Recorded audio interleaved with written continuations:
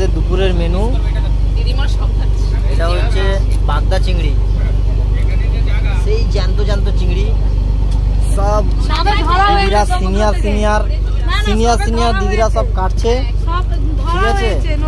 মানে মানে একদম সেই লেভেলের কাটছে, ঠিক আছে? বিশাল অভিজ্ঞতা নিয়ে কাটছে, কিন্তু এগুলো অলরেডি কাটা হয়ে গেছে। আর একে বেশিরভাগ দিয়েছে, এনাকে খুব ভালো কাজ করতে পারে। তারপরে এদিকে আরো কড়াই বসেছে, এদিকে কাঁচা লঙ্কা, তারপরে এদিকে মাছ ফাছ ভাজা হয়ে গেছে অলরেডি দুপুরের জন্য। এখানে আরো কিছু সব আয়োজন হচ্ছে।